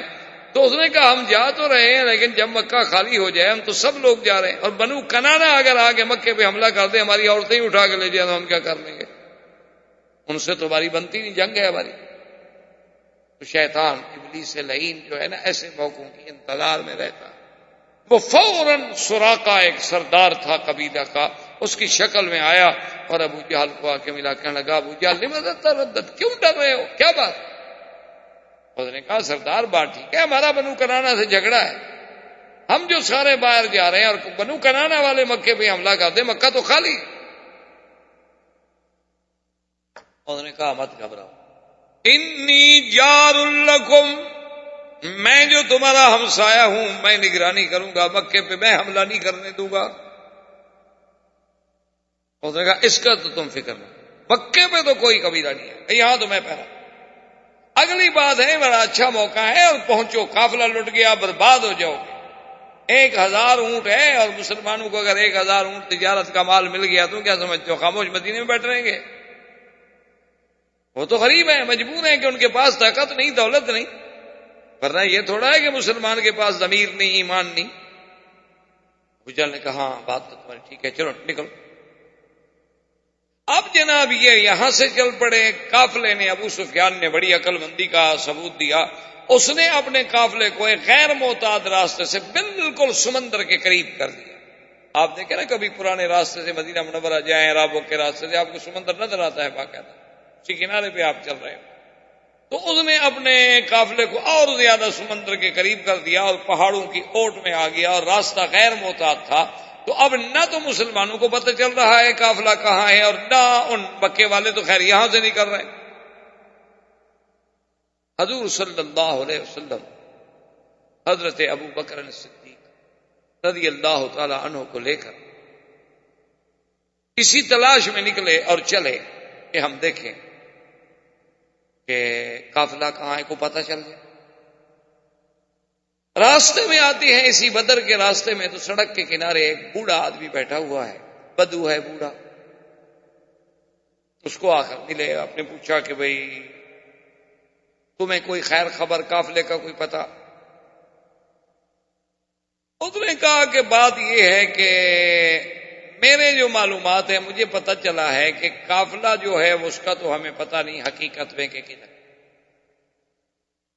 لیکن یہ مجھے پتہ چلا ہے کہ زمزم ابن عمرو جو تھا اس نے مکے والوں کو اطلاع دے دی ہے، اور وہاں سے 1000 کی تعداد میں لشکر جرار جو ہے وہ نکل،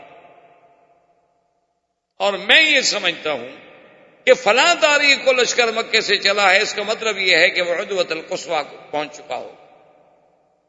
اور اس نے کہا اسی طرح مجھے یہ بھی پتہ چلا ہے کہ مدینہ منورہ سے بھی حضور صلی اللہ علیہ وسلم کا ایک قافلہ جو ہے چلا ہوا ہے، اور جو میرے علم میں ہے کہ فلاں تاریخ کو مدینے سے نکلے ہیں، تو وہ میرا خیال ہے کہ عدوۃ الدنیا میں پہنچ گئے ہو۔ یعنی اندازہ کریں اس بوڑھے کی تخطیط کا اور دماغ کا کہ بھئی اگر ایک قافلہ اونٹوں پہ چلے مدینے سے تو کہاں پہنچا ہوگا، اور مکے سے چلے تو کہاں پہنچا، اور عین وہی جگہ بتائی۔ اس نے کہا کہ مکے والے تو پہنچے ہوں گے عدوۃ القصویٰ کے پاس، اور مدینے والے پہنچے ہوں گے عدوۃ الدنیا کے پاس۔ تو اب جب وہاں آ گئے تو کچھ صحابہ حضور کی خدمت میں آئے، انہوں نے کہا کہ یا رسول اللہ کہ ہمیں اس جگہ نہیں رکنا چاہیے، اور 2 آدمیوں سے معلومات بھی حضور کو ہو گئے کہ بھئی قافلہ جو ہے وہ آ تو رہا ہے لیکن اپنے راستے پر نہیں، معتاد طریق پر نہیں ہے، معلوم یہ ہوتا ہے کہ اس نے اور زیادہ سمندر کی طرف اختیار کر لیا ہے۔ انہوں نے کہا حضور ہمیں یہاں نہیں رکنا چاہیے جہاں ہم رکے ہوئے ہیں عدوۃ الدنیا کے پاس، یہاں کو پانی نہیں، ہم چاہیے کہ ہم ایسے مقام پہ جائیں کہ جہاں پانی۔ تو یہ وہاں سے پانی کے لیے چلے اور بدر میں پہنچے۔ اللہ کو منظور، اللہ نے بدر کو شان دے دی کہ قیامت تک بدر کا نام جو ہے قرآن میں پڑھا جائے گا، قیامت تک بدر کا نام جو ہے وہ زندہ رہے گا، تاریخ کے ماتھے پہ اسلام کا ایک عظیم جومر، عظیم غزوہ، عظیم فتح، یوم الفرقان۔ تو یہ ماہ بدر پر پہنچے، اور اس صحابی نے ایک اور مشورہ بھی دیا، اس نے کہا کہ یا رسول اللہ ہم ایسا کریں کہ اور جو چھوٹے چھوٹے یہاں چشمے ہیں، کنویں ہیں، ان سب کو ہم بند کر دیں، تاکہ اگر واقعی کوئی کافروں کا لشکر آ بھی رہا ہے تو ان کے پاس پانی نہیں ہوگا، ہمارے پاس پانی ہوگا۔ یہ اپنی طرف سے حضور نے فرمایا ہاں ٹھیک رائٹ، اور اللہ نے آسمانوں سے بارش، اللہ کی شان ہے۔ دیکھیں قرآن پاک نے خود اس نقشے کو بیان کیا، اذ یغشکم النعاس امنة منه وينزل عليكم من السماء ماء ليطهركم به ويذهب عنكم رجز الشيطان وليربط على قلوبكم ويثبت به الأقدام۔ اللہ نے فرمایا کہ ہم نے میرا مدنی صلی اللہ علیہ وسلم ایک تو آپ کی صحابہ پر ایک نعاس کہتے ہیں نیند مسلم، اور دوسرا ہم نے آسمانوں سے بارش برسا دی کیوں؟ تاکہ وہ زمین ٹھنڈی بھی ہو جائے، جم بھی جائے، چلنے میں بھی آسانی ہو۔ اور یہ نیند، یہ پانی، یہ رحمت کیوں کی؟ تاکہ تمہارے دلوں میں اگر کوئی چیز شیطانی وساوس ہیں تو اللہ ان کو بھی دور کر دے۔ اور ہم نے یہ کر دیا لِيَرْبِطَ عَلَىٰ قُلُوبِكُمْ، اس نیند کو بھیج کر ہم نے آپ کے دلوں کو مضبوط کر دیا۔ وَيُثَبِّتَ بِهِ الْأَقْدَامَ، اور زمین کو جما کے ہم نے موقع دیا کہ آپ قدم جما کے لڑ سکیں۔ یہ سارا انتظام اللہ کی قدرت خود کرتی جا رہی ہے۔ ابو جہل نے بھی 2 آدمی بھیجے، اس نے کہا کہ تم نکلو پتہ کرو کہ بھئی وہ کیا ہوا۔ تو بہرحال تھوڑی دیر کے بعد ابو سفیان کی اطلاع پہنچی مکے والوں کو۔ اس نے کہا دیکھو بھائی، میرا قافلہ تو نکل گیا، اب مسلمان مجھ پہ حملہ نہیں کر سکتے، کیونکہ تم بدر میں آ گئے ہو، عدوۃ القصویٰ پہ پہنچے ہوئے، اور میں تو اس سے اور زیادہ مکے کی طرف نکل گیا ہوں نا، تو مسلمان تو اور ادھر ابھی مدینے کی طرف ہیں، تو اب وہ آپ کے لشکر کو عبور کر کے تمہارے ساتھ نہیں لڑ سکتے، آگے لشکر بیٹھا ہوا ہے 1000 کا، تو لہذا قافلہ صحیح سلامت نکل گیا ہے۔ اور میری رائے یہ ہے کہ تمام سرداران قریش جو ہیں دوبارہ غور کریں، واپس آ جائیں کہ اب لڑنے کی کیا ضرورت ہے، مقصد تو قافلے کا تحفظ تھا، قافلہ تو نکل گیا۔ جب پتہ لگا بنی زہرہ کو کہ قافلہ چلا گیا، انہوں نے کہا بھی ہم بھی واپس جاتے ہیں، ہم کیوں لڑیں بھی خام خواہ بلا وجہ، اب مسلمانوں کو کیوں ڈھونڈیں ہم۔ بنو ہاشم کو پتہ چلا، انہوں نے کہا بھی بات تو ٹھیک ہے، ہم آئے تھے قافلے کے تحفظ کے لیے، ہمارا قافلہ خیریت سے چلا گیا، اب ہم کیوں خام خواہ جائیں اور مسلمانوں کو تلاش کرتے پھریں کہ جی تم کہاں ہو کہاں ہو کہاں ہو۔ وہ بھی قافلہ ڈھونڈنے آئے تھے، ان کو بھی نہ ملا، وہ بھی جہاں ہوں گے آخر تنگ آ گئے، واپس چلے جائیں۔ بنو ہاشم نے کہا ہم بھی واپس جاتے ہیں، بنو زہرہ نے کہا ہم بھی واپس جاتے ہیں، عتبہ نے تو خیر کھڑے ہو کے اعلان ہی کر دیا، اس نے کہا بھی ہم تو واپس جا رہے ہیں، ہم نہیں لڑتے، کیوں جائے مسلمانوں کو ڈھونڈنے کے لیے بھائی؟ تم لوگوں نے اعلان کیا تھا کہ اپنے قافلے کی حفاظت کے لیے نکلو، اور ہم قافلے کی حفاظت کے لیے نکلے اور بالکل خیریت سے ہمارا قافلہ چلا گیا۔ ابو جہل کو پتہ چلا، اس نے کہا تمہارے گئے، اتنی مشکل سے میں اتنی بڑی تعداد اتنی بڑی قوت لے کے نکلا تھا کہ آج مسلمانوں کو ہمیشہ کے لیے ختم کر دیں، یہ تو پھر کچھ نہ ہوا، اتنا سفر کر کے بھی ہم آئے اور مسلمان ہمیں پتا ہے کہ ہیں تو اسی راستے میں، یہ نہیں پتا کہ کہاں ہیں۔ اس نے عامر زمری کو بلایا، اس کے بھائی قتل ہوا تھا، اس کو قتل کیا تھا عبداللہ ابن جہش کے قافلے، اس نے اس کو بلایا، اس نے کہا دیکھو یہی تو موقع تھا، مسلمانوں کا کتنے لوگ ہوں گے، 200 300 400 500، وہ ہم تو 1000 ہیں، یہی تو موقع تھا کہ آج ہم مسلمانوں کو صفحہ ہستی سے ہمیشہ کے لیے ختم کر دیں اور تیرے بھائی کا بدلہ لے لیں۔ لیکن یہ دیکھا نہیں، بنو زہرہ والے، بنو ہاشم، عتبہ، سب تھے تو واپس جانے کے لیے تیار ہو گئے۔ انہوں نے کہا اچھا، اس نے جناب وہ اپنے کپڑے پھاڑے، پٹی اٹھا کے سر پہ ڈالی اور آگے جناب رونا شروع کر دیا اور چیخنا شروع کر دیا کہ مکے والو تم بڑے غدار، تمہارا بیٹا مر جاتا، تمہارا بھائی مر جاتا، تم بدلہ لیے بغیر کبھی واپس نہ جاتے، بیٹا چونکہ میرا بھائی مرا تھا نا، اس لیے تمہیں اب واپسی یاد آ گئی، تو اتفاق سے آئے ہیں مسلمانوں کے، ہم قریب ہیں، اس کو چل دو۔ اب انہوں نے جب غیرت دلائی سب پھر رک گئے، چلو ٹھیک ہے جی تلاش کرتے ہیں مسلمانوں۔ 2 آدمی گئے تھے تلاش کے لیے ابو جہل کے، مسلمانوں نے ان کو پکڑ لیا،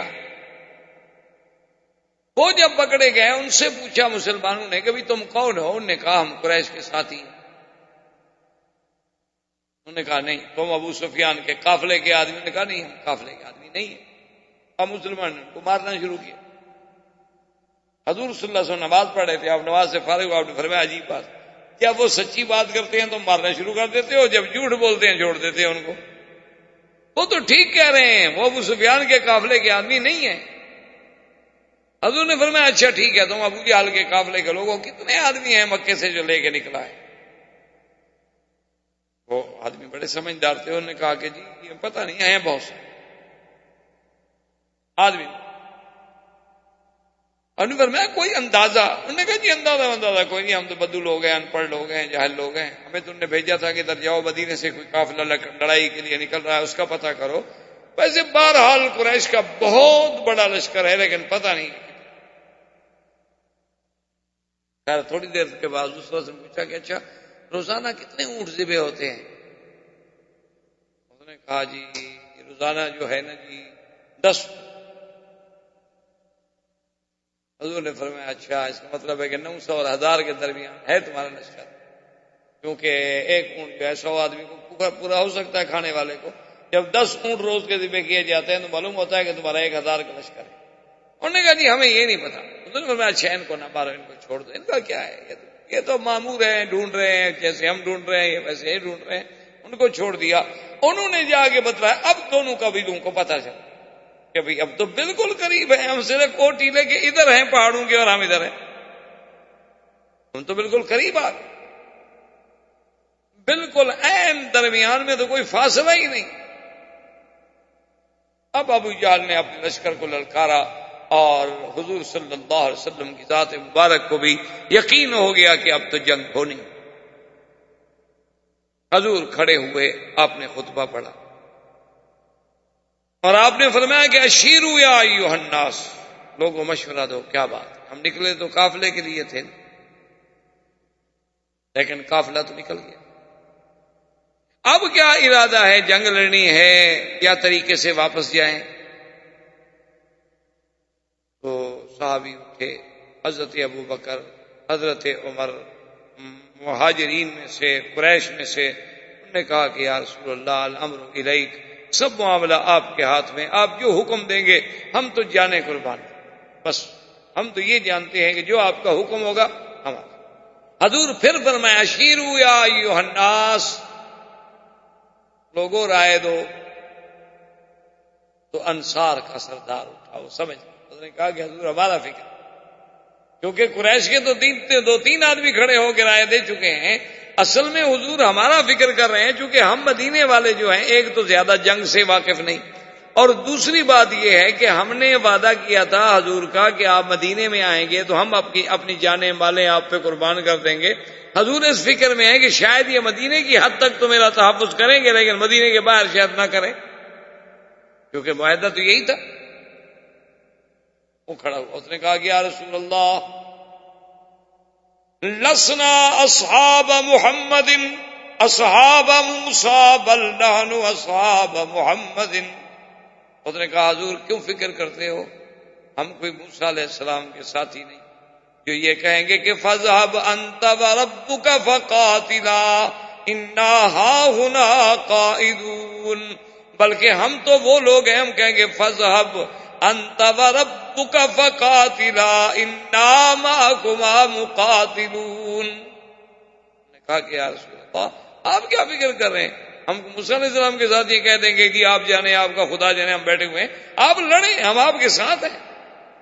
ایک اور انصاری، انہوں نے کہا حضور لو امرتنا الى برک الغماد، برک الغماد ایک جگہ ہے یمن، اور مدینہ شریف سے لے کر برک الغماد تک درمیان میں 14 بڑے بڑے قبائل ہیں۔ انہوں نے کہا حضور اگر آپ ہمیں کہیں نا کہ برک الغماد پہ پہنچو تو ہم پہنچیں گے، یعنی یہ تو ایک قریش کا قبیلہ ہے نا، وہ تو 14 قبیلوں سے لڑ کے جانا پڑے گا نا برک الغماد، ہم تو پھر بھی حکم کے لیے تیار ہیں۔ ایک اور صحابی کھڑے ہوئے، انہوں نے کہا لو امرتنا لخذنا فی البحر، حضور آپ حکم تو کریں کہ سمندر میں چھلانگ لگا دو، ہم لگا دیں، ہمارا فکر کیوں کرتے ہیں؟ فسر ہم، حضور صلی اللہ علیہ وسلم کے چہرہ مبارک جو تھا وہ خوشی سے کھل۔ حضور نے فرمایا کہ اللہ تم لوگوں کو جزائے خیر دے، یہی تو آزمائش کی گھڑیاں ہوتی ہیں جن میں مومنوں کا ایمان اللہ آزماتے ہیں۔ تو آپ لوگوں نے جس ایثار کا اور جس قربانی کا اظہار کیا ہے وہ مجھے میرے لیے خوشی کا باعث ہے، لیکن میں ایک بات بتا دوں، مجھے بھی اللہ کی طرف سے اشارات ملے ہیں، فتح تو تمہیں ہوگی، گھبرانے کی کوئی بات نہیں، یا تو ہمیں قافلہ ملے گا یا پھر ہمیں یہ مال غنیمت ملے گا ان سے، اللہ ہمیں خالی نہیں بھیجیں گے مدینہ سے، ان 2 چیزوں میں سے ایک چیز ہمیں ملے گی۔ ادھر کفار نے اپنی خیمے لگا دیے اور فوج بٹھا دی، ادھر حضور پاک نے حکم دے دیا ابھی اپنے خیمے شیمے نصب کرو اور بیٹھ جاؤ، تیار ہو جاؤ۔ تو صحابہ اکٹھے ہوئے، انہوں نے کہا کہ یا رسول اللہ ہمارا ایک مشورہ ہے۔ سعد بن معاذ نے آ کے عرض انہوں نے فرمایا بتاؤ کیا؟ اس نے کہا حضور ایک تو ہم آپ کے لیے بنا دیتے ہیں عریش. عریش کا معنی یہ ہوتا ہے کہ لکڑیاں کھڑی کر دیتے تھے اور اوپر کچھ لکڑیاں ڈال کے اور کھجور کی چھڑیاں ڈال کے، یعنی چھپر سا، جسے آپ سمجھیں چھپر. تو اس کا فائدہ یہ ہوگا کہ ایک تو دھوپ کے وقت آپ اس کے نیچے بیٹھ گیا تو سایہ ہو گیا، اور ضرورت کے مطابق آپ اس کے اوپر بھی بیٹھ گئے اور اوپر سے کھڑے ہو کر دوست دشمن احباب کو آپ دیکھتے رہے. اور دوسرا حضور وہاں ہم اپنے خصاف جو ہمارے پاس اونٹ ہیں جیسے ہیں، ان میں سے جو اچھے ہیں وہ پہاڑ کے پیچھے بٹھا دیتے ہیں کہ خدا نہ خواستہ جنگ میں اگر ہم سب کے سب شہید ہو جائیں. یا رسول اللہ جو لوگ مکے میں ہیں مدینے میں ہیں وہ کوئی ہم سے ایمان میں کم مخلص تو نہیں. اس وقت تو یہ اعلان نہیں ہوا تھا کہ ہم نے جنگ لڑنی ہے، ورنہ تو کوئی پیچھے نہ رہتا. وہ تو ایک رائے تھی کہ قافلہ جا رہا ہے، اسی لیے تو حضور نے حضرت عثمان کو بھی منع کر دیا. حضرت عثمان رضی اللہ تعالیٰ عنہ آنے لگے تو آپ نے فرمایا کہ عثمان نہیں، میری بیٹی اور تمہاری بیوی رقیہ جو ہے وہ بیمار ہے، تم اس کے علاج کے لیے رک جاؤ، کوئی بات نہیں، ہم تو ابو سفیان کے قافلے کی حد تک جا رہے. اس نے کہا حضور پھر یہ فائدہ ہوگا کہ آپ ایک تو عریش میں اونچے ہوں گے اور آپ دیکھ رہے ہوں گے کہ ہمارا میدان جنگ میں کیا حال ہو رہا ہے. اگر خدا نہ خاصا پانسا پلٹتا ہوا دیکھیں تو کم از کم آپ تو اونٹ پہ بیٹھ کے مدینہ شریف پہنچے، اتنے تک تو ہم کافروں کو آگے نہیں بڑھنے دیتے جب تک کہ آپ دور نہ چلے جائیں. اتنا تو ہم بھی روک لیں کہ کم از کم ان کو ایک دن روک لیں. آپ ایک دن کا سفر اگر آگے نکل جائیں پھر تو آپ کو کوئی نہیں پکڑ سکتا، اور آپ جب مدینے پہنچیں گے تو مدینے والے پھر آپ کے ساتھ ہوں. حضور نے فرمایا کہ اچھا ٹھیک ہے، تم نے جو رائے دی ہے ٹھیک، عریش بناؤ. چھپر بن گیا. حضور صلی اللہ علیہ وسلم کھڑے ہیں، نماز پڑھ رہے ہیں، اور نماز کے بعد جو حضور نے ہاتھ اٹھائے اور اتنی لمبی دعا کی کہ صحابہ کہتے ہیں ایسی دعا ہم نے کبھی نہیں. اور اسی دعا میں اللہ کے نبی نے یہ وہ کلمات تھے جو فرمائے تھے کہ اللہم ان تہلک ہذہ العصابۃ لن تعبد فی الارض ابدا، کہ اللہ آج اگر تو نے اس جماعت کو بھی ختم کر دیا تو پھر تیری عبادت کرنے والا بھی زمین پہ کوئی نہیں رہے گا. کیوں یہی تو جماعت، اگر یہ بھی ختم ہو گیا تو مدینے والے بیچارے وہ بھی تو ہمت ہار جائیں گے نا. اسلام کی تو شوکت ہی ختم ہو. اور حضور کے کندھے مبارک میں چادر ہے. ایک روایت میں آتا ہے کہ وہ چادر بھی گر گئی اور دعا مانگتے مانگتے مانگتے حضرت ابو بکر آئے، انہوں نے آ کے حضور کی چادر اٹھائی اور کہا کہ لا تلہی علی اللہ یا رسول اللہ واللہ لا یخزیک اللہ ابدا. میرا مدنی آپ اتنی سخت دعائیں اپنے اللہ سے کیوں مانگ رہے ہیں؟ مجھے اس رب قدیر کی قسم ہے خدا آپ کو کبھی رسوا نہیں کرے. اللہ اپنے نبی کو رسوا کر دیں؟ حضور آپ کیوں فکر کریں؟ آپ کوئی فکر نہ کریں، اللہ آپ کی نصرت کرے. حضور صلی اللہ علیہ وسلم دعا سے فارغ ہوئے، آپ کا اطمینان قلب ہوا، اور اس کے بعد جو ہے اب مارکے کی کیفیت جو تھی وہ بالکل ایسے ہو گئی کہ ادھر آپ خود سوچیں 1000 آدمی ہو اور سامنے 313 آدمی ہو تو کیا مقابلہ کیا ہوتا ہے. تو حضور نے حکم دیا کہ بھئی وہ جو عام ہوتا تھا نا جی، پہلے جو جنگوں کے طریقے ہوتے تھے وہ یہ ہوتا تھا کہ یہ میمنہ ہے، یہ میسرہ ہے اور یہ درمیان، یعنی جنگیں جو ترتیب دی جاتی تھی نا کہ ایک فوج جو ہے وہ دائیں طرف سے بڑھے، ایک فوج جو ہے وہ میسرہ سے بڑھے، ایک فوج جو ہے وہ سیدھی چلے گی، تاکہ وہ دونوں بازو جو ہیں وہ مدد کرتے چلے جائیں گے اور دشمن کو گھیرے میں لیتے لیتے لیتے لیتے اس کے پیچھے آ جائے. اور کچھ لوگ ہوں گے جو اپنے فوج میں، اپنے مسکر میں، اپنے مقر میں اس کا کنٹرول کریں گے، حفاظت. اب یہ تو بالکل یعنی ایک عجیب سی بات تھی نا کہ کہاں 1000 کا لشکر جرار اور ہر آدمی ان کا مقاتل، ہر آدمی جنگجو، اور کہاں حضور صلی اللہ علیہ وسلم کے صحابہ اور نا تجربہ کار جنہوں نے کبھی جنگ بھی نہیں دیکھی. لیکن حضور نے حکم فرمایا کہ ایسا کرو کہ ایک ہی صف بنا لو لمبی، بس اب میمنہ میسرہ کا کوئی وقت نہیں، ایک صف بنا کے دشمن کے سامنے کھڑے ہو جاؤ، پھر اس کے بعد جو ہے ہم جنگ کی ابتدا کریں گے.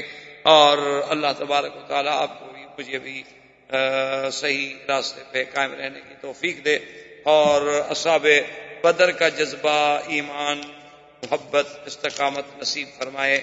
والسلام. برادران اسلام، واجب الاحترام بزرگوں، دوستوں، عزیز نوجوانوں، سیرت رسول پاک صلی اللہ علیہ وسلم کے ضمن میں ہمارے یہ دروس کا سلسلہ کئی ہفتوں سے جاری ہے الحمدللہ۔ زمانہ قبل الاسلام، زمانہ ولادت محمد مصطفیٰ صلی اللہ علیہ وسلم، بشارات وقت ولادت، ولادت کے بعد کے ارہاسات و معجزات، اور حضور صلی اللہ علیہ وسلم کا شباب، زمان بعثت،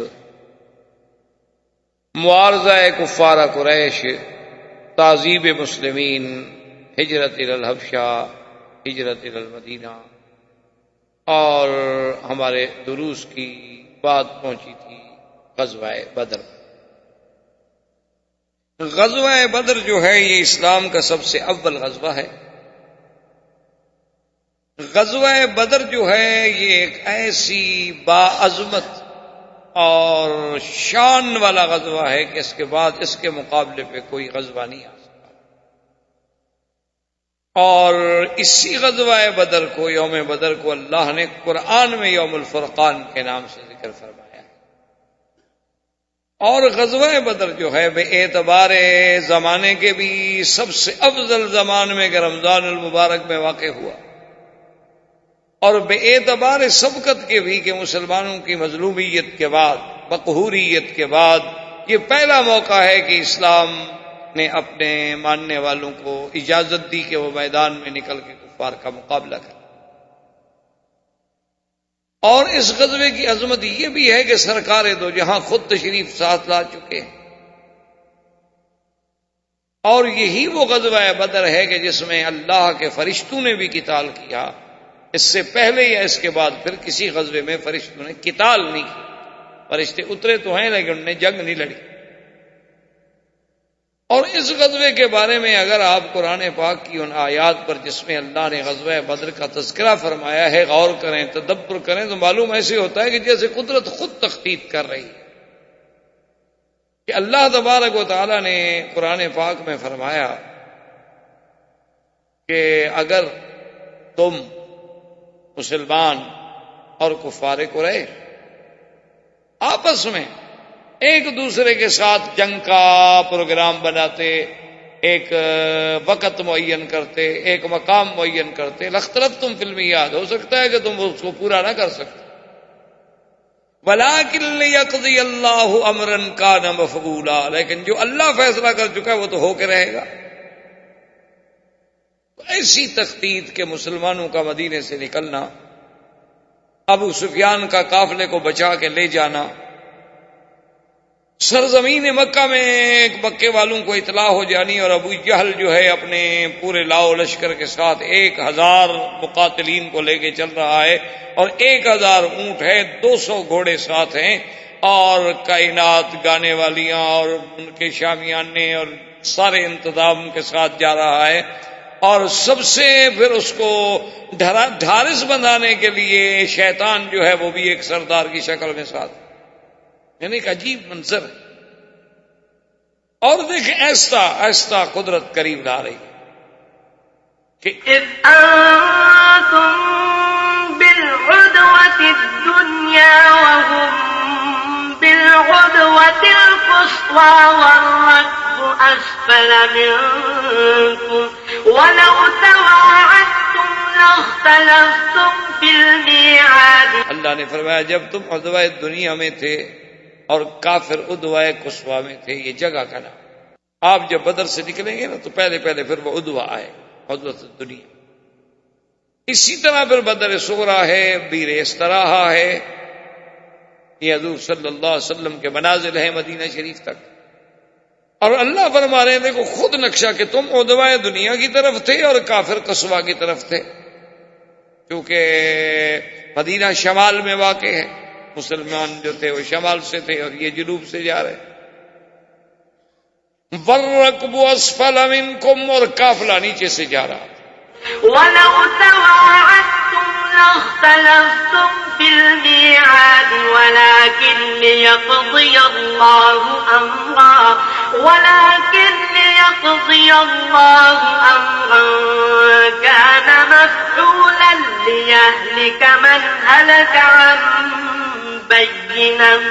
ليهلك من هلك عن بينة ويحيى من حي عن بينة وإن الله لسميع عليم. اللہ فرماتے ہیں یہ تو سارا ہم کر رہے ہیں، اگر تم کرتے تو تم وعدے پہ شاید نہ پہنچتے، لیکن ہم چاہتے تھے کہ فیصلہ ہو جائے، حق اور باطل نکھر جائے، صدق اور کذب جو ہے الگ ہو جائے، ظلمت و نور کا امتیاز ہو جائے، یوم الفرقان بن جائے. اس کے بعد حضور صلی اللہ علیہ وسلم پھر آگے بڑھے. صحابہ نے کہا کہ آگے بڑھے چونکہ یہاں تو پانی کا مسئلہ ہو. پھر یہ بدر میں آئے، مقام بدر پہ پہنچے، مائے بدر پہ پہنچے، اور اس طرف کافروں نے ڈیرا ڈال لیا اور ادھر مسلمانوں نے. اب آمنے سامنے صفیں بن گئی. حضور صلی اللہ علیہ وسلم نے حکم دیا کہ مسلمان جو ہیں وہ صرف ایک ہی صف بنا لیں بس. اب میمنہ میسرہ کی گنجائش ہی نہیں. کتنے آدمی ہیں؟ 313 تو آدمی، اور سامنے 1000 کا لشکر ہے. اب میمنہ میسرہ تو وہاں ہوتا ہے نا کہ جب کسی کے آپ نے فوج پہ اور کسی مقام پہ حملہ کرنا ہے. اب تو ایک آمنے سامنے کی بات ہے. تو ایک ہی صف بنا دی گئی. اور کافروں میں ایک رواج تھا، اور اس زمانے میں یہ عادات تھی کہ جب جنگیں ہوتی تھی، چونکہ جنگ تلوار کی تھی، نیزے کی تھی، اور تیروں سے بارشیں ہوتی تھیں، اور تو کوئی یہ تو نئی جدید ٹیکنیک تو نہیں تھی کہ آپ اپنے ملکوں میں بیٹھ کے ہزاروں میل دور سے، سینکڑوں میل دور سے میزائل پھینک دیں. یہ تو سسٹم نہیں تھا. اب تو جنگ نہیں ہے حقیقتاً اگر دیکھا جائے. اب تو یہ ایک جدید ٹیکنالوجی کی اور دماغ کی جنگ. اب تو عقل لڑائے جاتے ہیں نا. اب کوئی بہادری، کوئی شجاعت، وہ تو مسئلہ ہی نہیں. آپ ایک پورے یعنی نعوذ باللہ ایک پورے ملک پہ ایک ایٹم مار دیں، ایک بم پھینک دیں، بس ختم ہو گئے. بہادر کیا اور کمزور کیا. جنگیں تو پہلے ہوتی تھیں جب آمنے سامنے ایک دوسرے کا مقابلہ ہو. اور اس وقت رواج یہ تھا کہ جب صفیں دونوں طرف سے کھڑی ہو جاتی تو لوگ مبارزت کرتے تھے. اس پر بھی میں کہتے ہیں مبارز، کہ حل یبارزنی، کوئی ہے جو میرے مقابلے پہ نکلے. تو کافروں سے ان کے بڑے جنگجو تھے، لڑاکا تھے، اتبا وغیرہ، وہ نکلے. انہوں نے کہا کوئی ہے ہمارے بعد. تو حضور صلی اللہ علیہ وسلم کی طرف سے حضرت مصعب بن عمیر اور سیدنا حمزہ نے. اللہ کی شان ہے کہ اللہ نے مسلمانوں کے لیے نصرت لکھی تھی، انہوں نے کافروں کو قتل کر دیا، مارے گئے کافر. اب اور جنگ میں تیزی آنے لگی، دونوں طرف سے غصہ بڑھنے لگا، جوش بڑھنے لگا. تو حضرت عبد الرحمن بن عوف فرماتے ہیں کہ میں نے جب صف پہ نظر ڈالی تو خدا کی قدرت ہے کہ میرے اس جانب بھی ایک نوجوان ہے جس کی عمر 17 سال، اور میرے بائیں جانب بھی ایک نوجوان ہے جس کی عمر زیادہ سے زیادہ 20 سال ہوگی، اور دونوں بھائی تھے، معاذ اور معوذ. بعض علماء نے کہا ایک کا نام معاذ تھا اور ایک کا نام اوف تھا. یہ افرا کے بیٹے تھے، معاذ معوذ ابن افرا. تو عبد الرحمن ابن عوف فرماتے ہیں کہ میں نے اپنے دل میں یہ تمنا کی، یہ خواہش کی کہ کاش میرے دائیں بائیں کوئی بہادر ہوتے، کوئی تجربے کار ہوتے جنگ کے، تو چلو دوران جنگ میں مجھے بھی کوئی تھوڑا سا تو ریلیف ملتا. اب یہ دونوں بچے ہیں، میں ان کو سنبھالوں گا کہ جنگ کروں گا. وہ کہتے ہیں کہ میں ابھی اسی فکر میں تھا، اسی سوچ میں تھا کہ اس میں سے ایک لڑکے نے مجھے کہا کہ یا عمّی، میرے چاچا، این ابی جہل، ابی جہل کہاں؟ احباب کرام، اس کے بعد اب آپ اس مبارک سلسلے کی CD نمبر 17 سماعت فرمائیں.